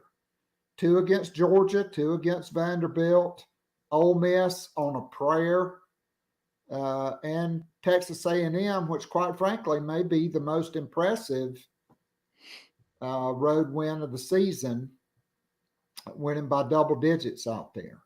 Mm-hmm. So beat Missouri tonight.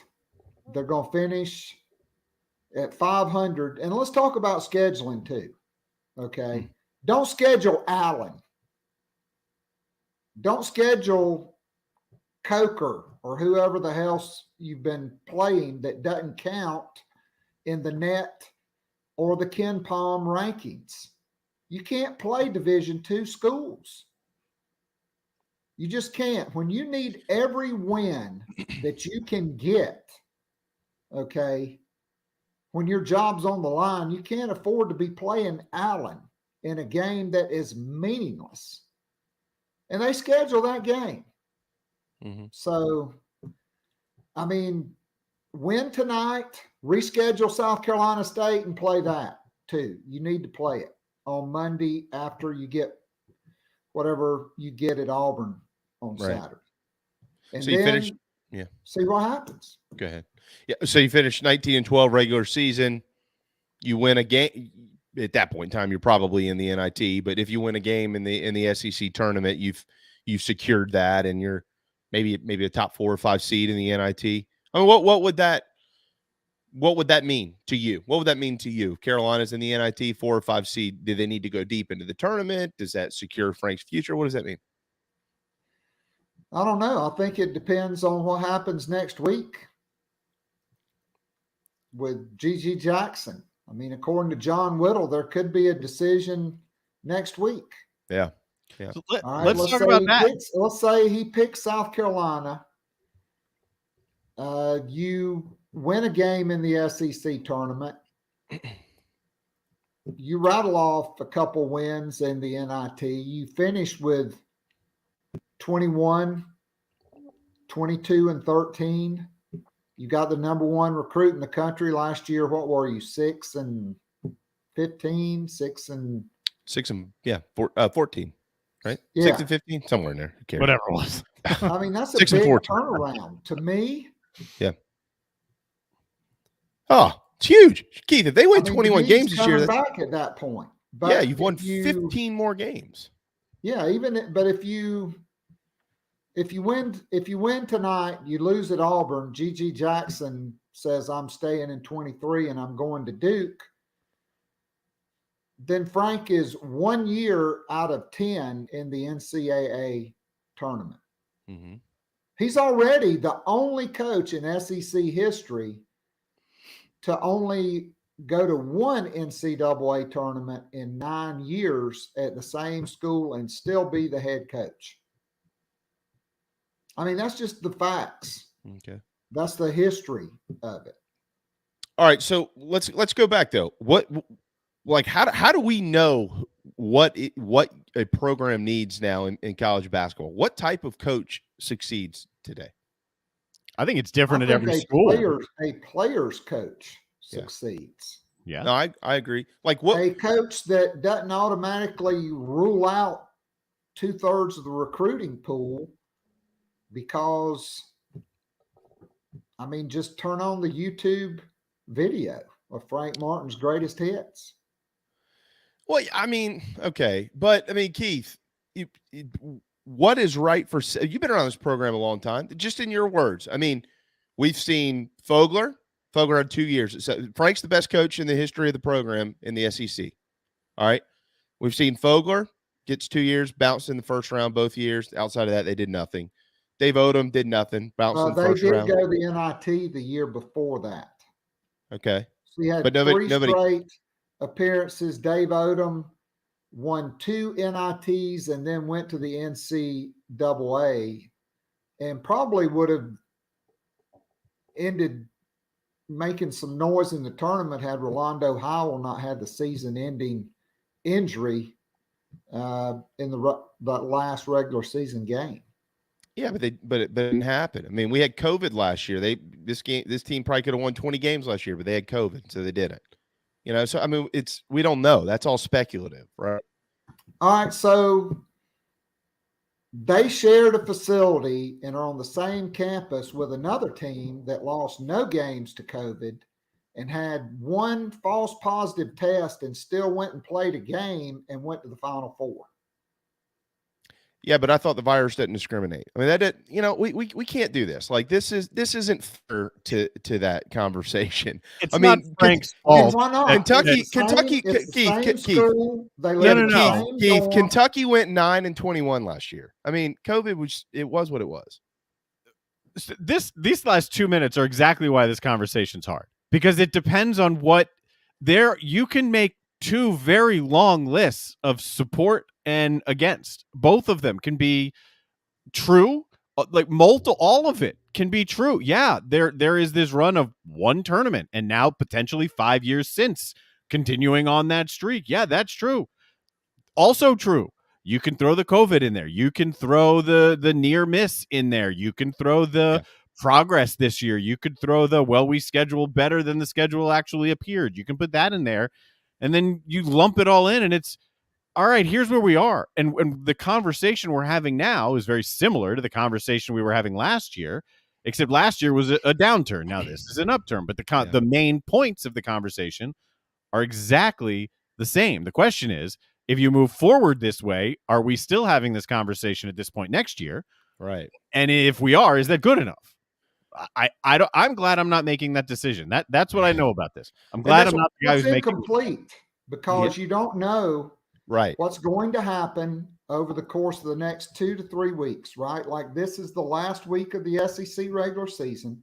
Right. That's 1 week. Then there is the Southeastern Conference tournament the week after. And then, in all probability for South Carolina, it's NIT. And what do you do? And I'm in agreement with John Whittle, who said on the Locked On The Gamecocks podcast that you can't allow one prospect to be bigger than your program, particularly a guy that in all likelihood will be one and done, maybe two and done if you're lucky. But for me, before the season, I was pretty much a hard NCAA tournament or fired guy. I've changed my stance because I do see improvement. I mean, there is improvement. There are really good young players in the program. There is a really good recruiting class, which a week from now, 8-9 days from now could be incredibly better. And not only that, but it could also really improve the pool of prospects for the following recruiting class as well, which could totally reshape the trajectory of your program. So here's what I want to see. Don't fall on your face tonight. Win the game. Right. Reschedule state, win that game, get to 19 wins, win a game in the tournament, go to the NIT, don't get knocked out in the first round at Wright State or Iona or someplace like that. Okay. Right.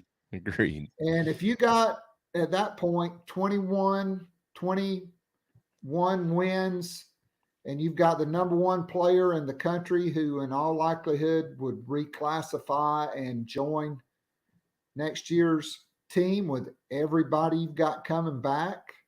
I mean, think about Josh Gray, a guy that's an afterthought right now, but was playing really good until he broke his wrist and is a guy that's a beast.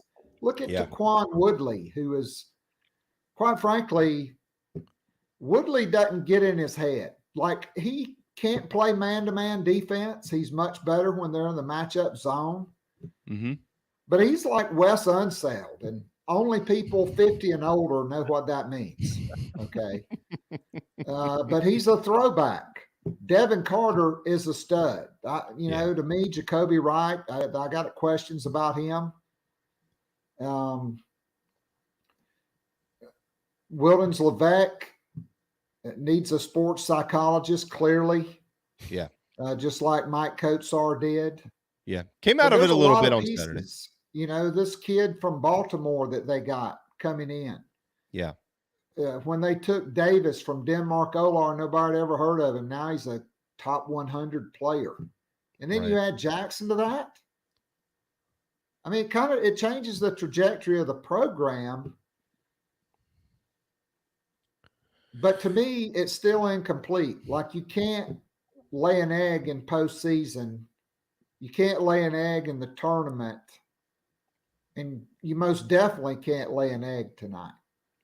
No, yeah, I agree. You cannot lay an egg tonight at all. And it is really incomplete conversation to be had. I totally agree with what you said. You can't, it's not fair to anybody to try to decide the future of the program on one kid. Now, that one kid could change the trajectory of the program. And honestly, Keith, if we were in the old days of doing things around here where you commit and you're going to be in school for 3 or 4 years, all right, you can start to have that conversation. And well, okay. But we don't, it's a one and done world that we live in now. And that's what, because I think you make some really great points. I actually agree with almost all of them, or probably all of the ones you've said just now. I keep coming back to what, and we're going to switch to the women in just a minute because there's a lot of good stuff to talk about on that side. But I keep coming back to, all right, with the way that the sport continues to evolve, the transfer portal, there's nothing that is what is consistent in college basketball is that it's inconsistent. That we know that. So it just keeps coming back to me is, do you feel like you have the right guy to lead your program or not? Period. At the end. Is he the guy that's going to recruit the way that you want him to recruit, that he's going to coach him the way you want him to coach him, he's going to schedule the way you want him, all those things that you're looking for in a coach? Do you have the right guy or not? If you feel like you've got the right guy, then the rest of it's going to be a wash. Then you're going to stick with him, you're going to move forward. And that's the decision for Coach Tanner. Is this guy the right guy or not? I mean, you got a 10-year sample size, right? And then you got to take into consideration the trajectory of the program, Keith. And I think that is the incomplete. You already know whether you like him or not. You've been around him for over a decade. But here 10 years later, where's the program going? If they turn around this year and win 15 more games than they did last year, it's hard to argue that it's going the wrong direction. I'll chime in here along the lines of what Clint said in the Share Healthcare chat room here. One of the biggest issues is figuring out who would replace Frank. So to your point right there, why I'm happy I'm not Ray Tanner and people making this decision. Because, yeah, that is, at the end of the day, that's the decision to make. Is this the guy that you want leading the program in the direction college basketball is headed? If your answer is, I don't know or no, then if you're going to make this move, you better have a guy or a list of guys who you are damn confident. It might not work, but you fully believe in if you're going to make that call. Yeah. Because if it's well, maybe I can get this guy, maybe I can get that guy. If it's I know I don't want Frank, but I don't know who I want, that wouldn't make me comfortable. But if it's I don't want Frank because this is what I'm looking for, that's a different type of story. Yeah, I agree. I mean, I agree with that. To me, let's look at Auburn football. They say, all right, well, we're just firing Gus Malzahn. Well, we're going to hire Kevin Steele, who was a disaster. Until we're not, and we're going to hire Brian Harsin, who's probably a bigger disaster than Kevin Steele would have been. And then they had the dumpster fire end of the season, and then we're going to fire him. Well, now we can't fire him because we can't, pay him out $22 million when we just wrote a check for $20 million to Gus Malzahn. Mm-hmm. And so I agree. And so hypothetically, if Ray Tanner's saying I'm moving on from Frank, I got Mike Boynton in the bag. He's already told me he'll take it. We got the contract worked out. You do the deal. Anthony Grant, maybe we're just going to show Mike White how much we love him because Florida fans love him when they win and hate him when they lose. Let's just bring him on to South Carolina and we'll get him to leave Florida. Yeah, I could go for that. Interesting. But don't tell me, we're hiring Pat Kelsey or we're hiring the guy at Furman. Oh my God, I'd rather Kelsey over Mike White right now. We're going to hire a search firm to conduct a national search. No, you better have a dude lined up. I think you make a change. You look for somebody in the Big East. Say, look, we're going to pay you a bunch of friggin' money to come down here and coach in the SEC. SEC, it just means more. Yeah, I mean, the Big East, man. You're talking about you're opening a whole new recruiting portal up there, guys. That's all they've been doing is recruit players from New York and guys. Kevin Willard.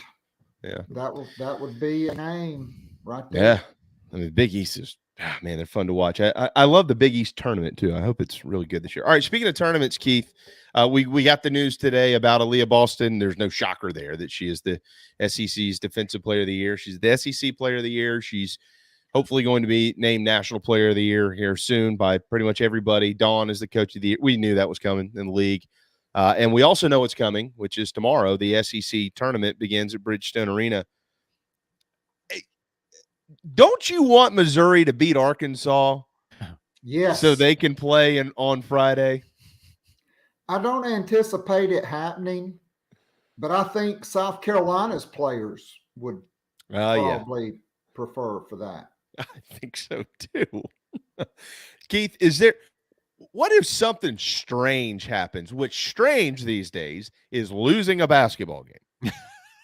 All right. So what if something strange happens and they don't win the SEC tournament? They've won 6 of 7 coming into it, by the way. But if they don't win the tournament, is there anything at all that keeps them out of being the number 1 overall seed? I don't think. No, I don't think that would do it because their strength of schedule is number 1. All the metrics, they would still be the number 1 overall seed. Maybe they would be the number 2 overall seed, but they would still be in Greensboro, and wherever Stanford goes is provided they win the Pac-12 tournament. They would probably be the number 1 seed. So I'm going to ask you the question that was asked to us earlier because you're smarter than I am. Biggest? I don't know about that. Well, you didn't go to Lower Pickens County Public Schools. It's a long name for a school. Hey, for the sake of this conversation, you are. Who is the biggest roadblock threat roadblock to South Carolina. I think it is Stanford, personally, and NC State probably right behind them. Who do you think? So I don't know that South Carolina has anybody that can guard Alyssa Smith at Baylor, and she's probably the second best player in the country behind Aaliyah Boston. Don't tell Iowa that. Well, look, if Iowa, I mean, I've been on a Twitter warpath on Iowa today, okay? And so Iowa's coach, shut the hell up, all right? If Caitlin Clark is the best player in the country and she's surrounded by all these great people and other great players and she impacts the game more than anybody else because she has the ball in her hands, why have you lost so many damn games in the worst Power 5 conference in America? Okay, these are the order. This is the order of Power 5 leagues. 1, SEC. 2, Pac-12. 3, ACC. 4, Big 12. 5, Big 10. Okay, Iowa did not play 8 top 15 teams in the non-con schedule, including 5 that were in the top 10. Iowa does not have a dozen wins over ranked opponents. And quite frankly, Caitlin Clark does have a great impact on one end of the floor, and that's the offensive end of the floor. I mean, you could probably put when I coach European players, the old joke was that, nobody could score and shoot it like Serbians, like Yugoslavians, but you could put a ball in a chair and have a Yugoslavian guard the chair and the chair would get 20. And I'm not saying that's the same, but it's probably pretty close. Like, who on South Carolina's team could Caitlin Clark stay in front of?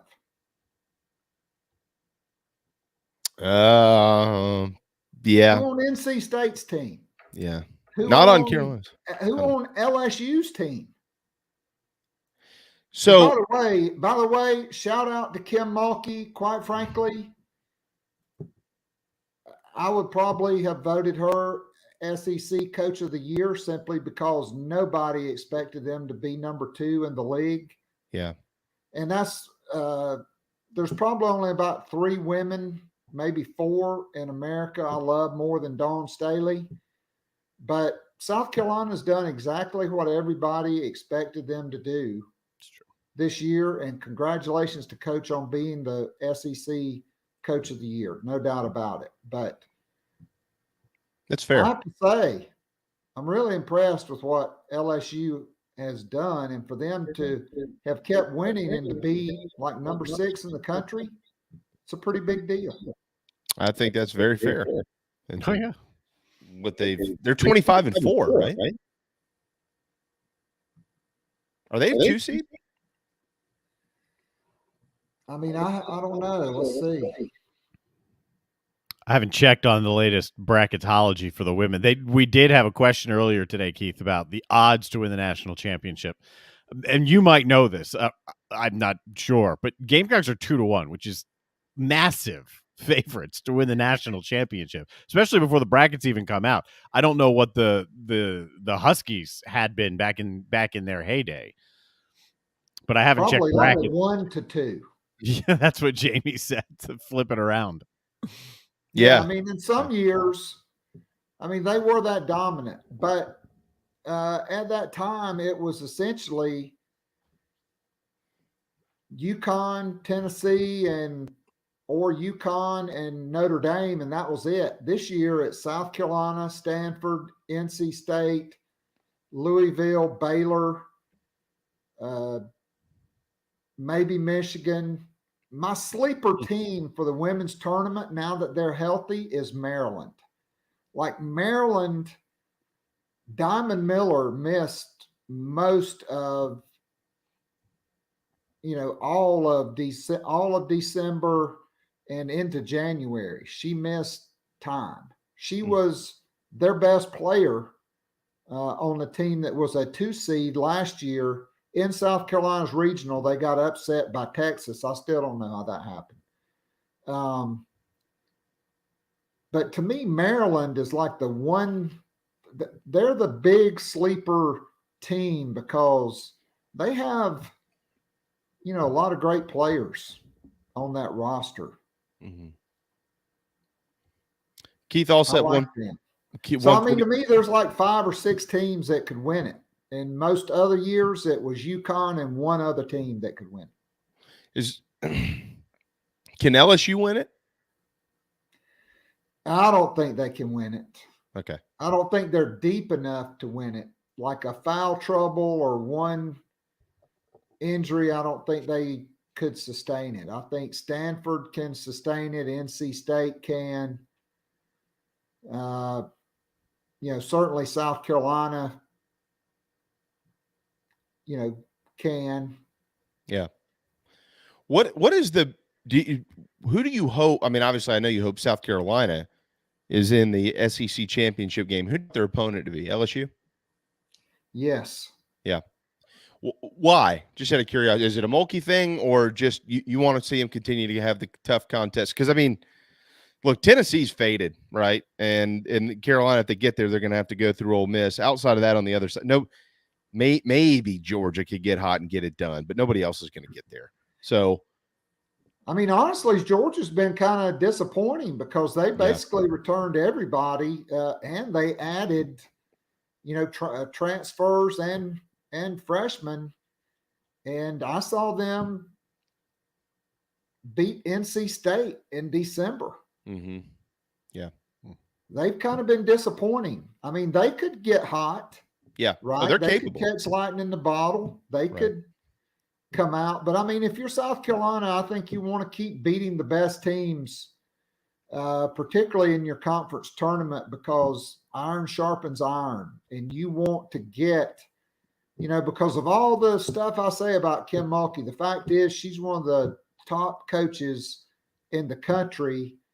And it's like she can squeeze blood out of a turnip on her teams, generally speaking. I mean, she gets everything out of them and demands everything she can get out of them. And I think you want LSU to prepare you for the NCAA tournament. I think you need or want, a tough championship game to just keep getting you sharper and sharper for those final 6 games of or what you hope are the final 6 games of the season. For those interested, South Carolina, as we all know, is projected as a number 1 seed. They would play in Columbia. It is the Greensboro regional that they're projected in now. It's pretty much where they're going to land. And currently, according to Charlie Krim's bracketology, it would be either Howard or Houston Baptist, who they'd see in the first round as a 16. And then the 8-9 matchup would await either Colorado or South Florida. And on from there, the 2 seed in that region is Michigan. The 4 is Oklahoma. The 5 is North Carolina. The 3, UConn. I'm all about it. Let's put Iowa in there too. Let's put Iowa as the 4 seed. Let's just settle it. Well, they got Iowa as the where is Iowa? I just lost it. As the 4 seed in the Bridgeport regional, which would be headlined by NC State. Bring them on down to Greensboro. Let's go, Corn. Yeah, we'll see what happens. Somebody out there might be smart enough to figure out how to do this. Get Iowa and South Carolina as close as they can. See if they can play their way to each other, and then let's see it on the court. Let's play it out.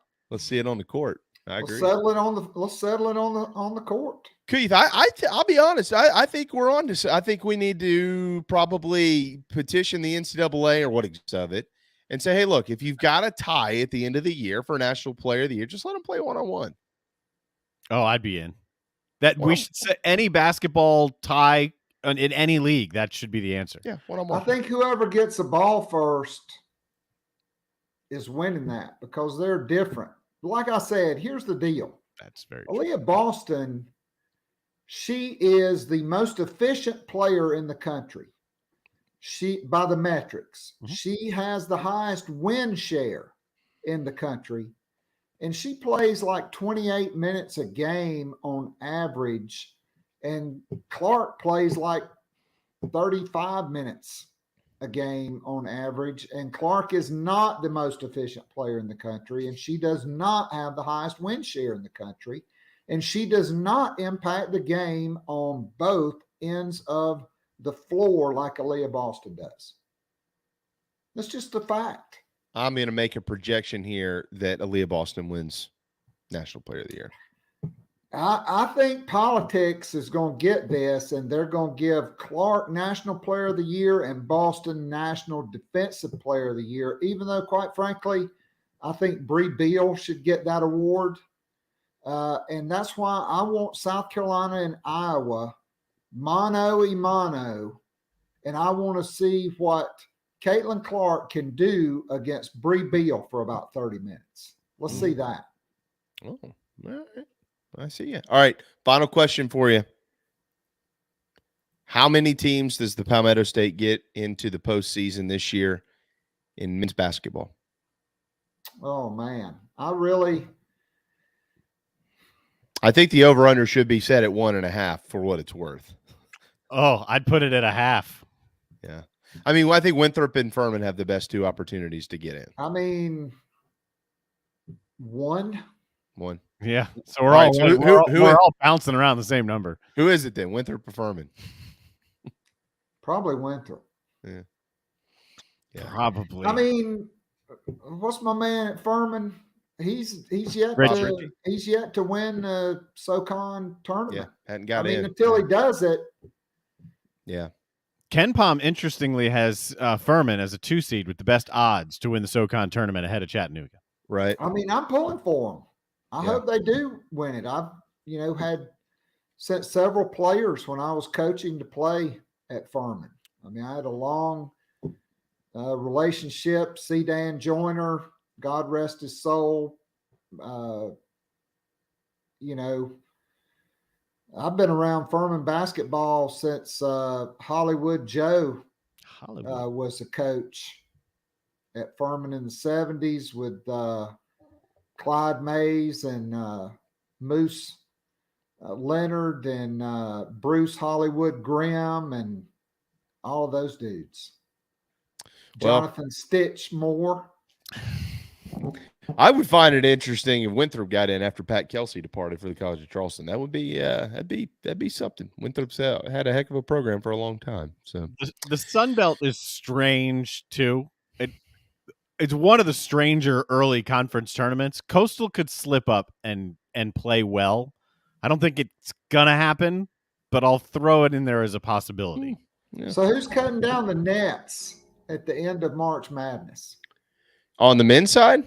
Yeah. I'm kind of starting to slide into Darren's way of thinking. Boy, it's hard to not like Kentucky. I'm on the Kentucky side now, assuming that they're healthy. Now, who's the hottest team in the country? It's Arkansas, but can they win it all? I don't think they can get it done. Duke. I think they can get to the Final Four though. Watch out for Duke. Yeah, Defense I agree. Wins championships. Duke, Williams, the shot blocker. They could play with two bigs, or they could downsize. And Williams comes off the bench. They got another guy that's 6'10". Yeah. They can really guard you. They can really play. They excel at both ends of the floor, and they are really playing well together. Yep. I like Kentucky, but and Duke can take momentum in, because it's possible that Duke can go run through that ACC tournament and really, really be feeling good about themselves. Absolutely.